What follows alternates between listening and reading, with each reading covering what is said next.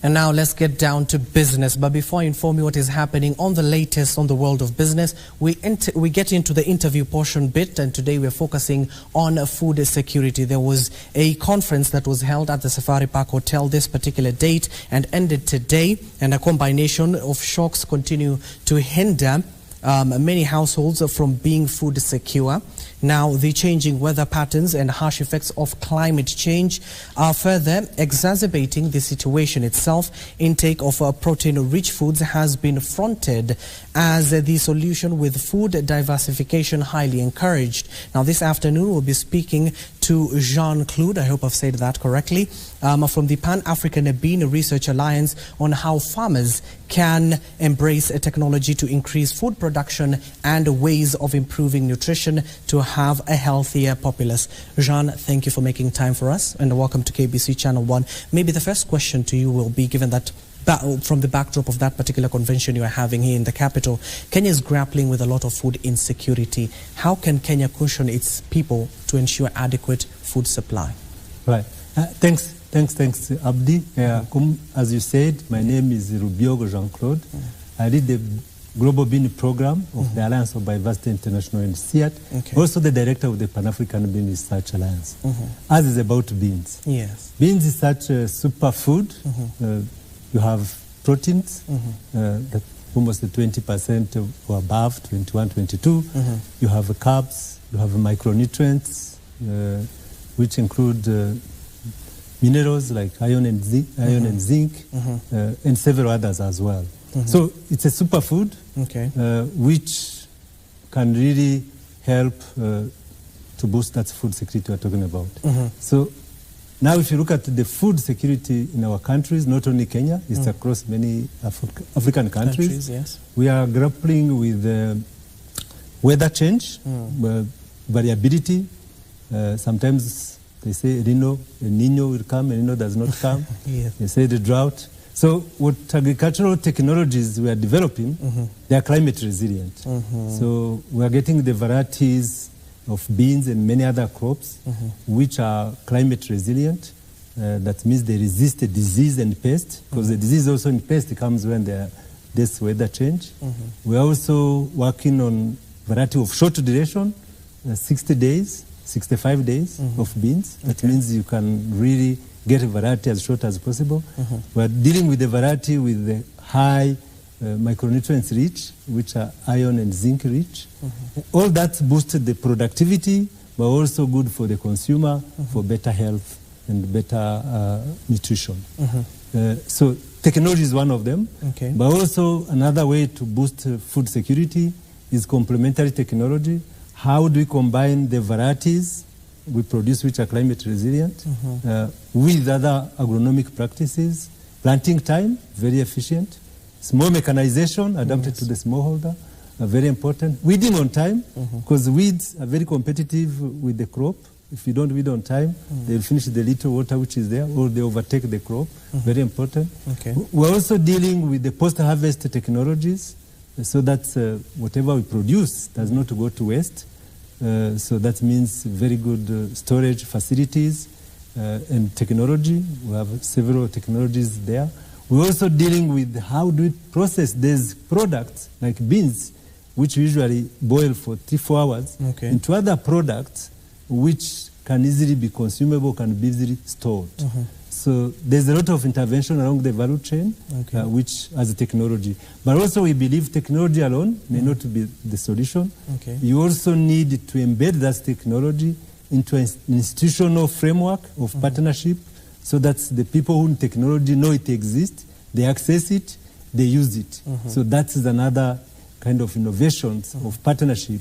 Where do you bring in technology, you combine it with that institutional innovation, and then it goes to the market, which need it. But more importantly, it incentivizes the farmer. Because if you don't incentivize the farmer, the smallholder will not produce. And all of us will get hungry. Given that you've just said we have unpredictable weather patterns, given that is Mother Nature at the end of the day, from where you sit, do you think as a country, not just in Kenya, but as a continent, we have leveraged enough on technology to, of course, boost smart farming? Definitely. I think that we still have some gap.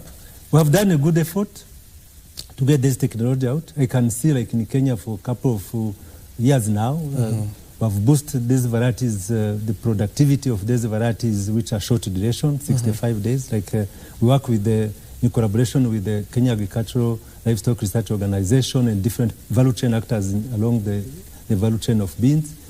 If you look at it, at least now the new varieties are trickling down, but we still have a long way to go. Okay. There's a certified seed, which should be driving a bit of the process. In many countries, is between 5 and 10, including Kenya. So if we could get at least 15, and that's % of seed planted is these varieties, it can be better.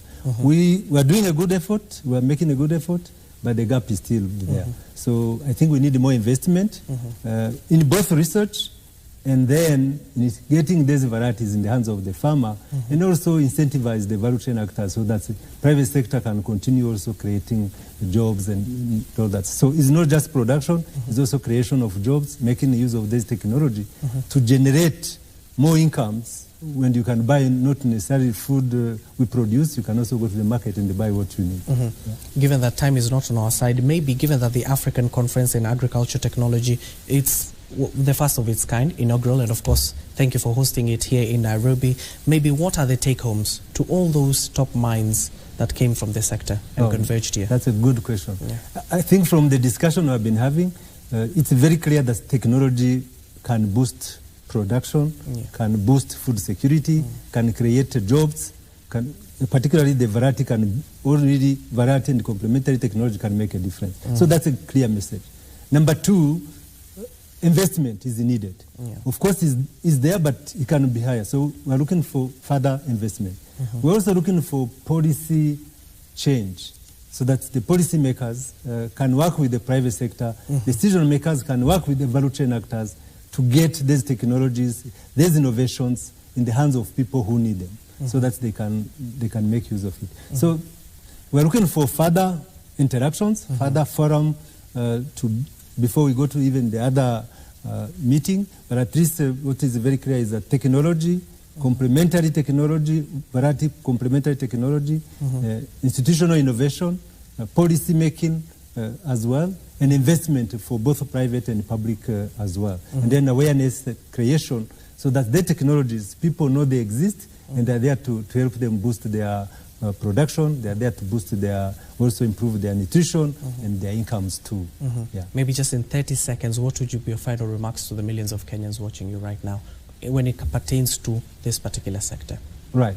Yes, because I stand on beans and beans is important. I can only tell them eat beans. Beans is healthy. It's a good nutrition. When you eat kideri, don't just do 90% maize.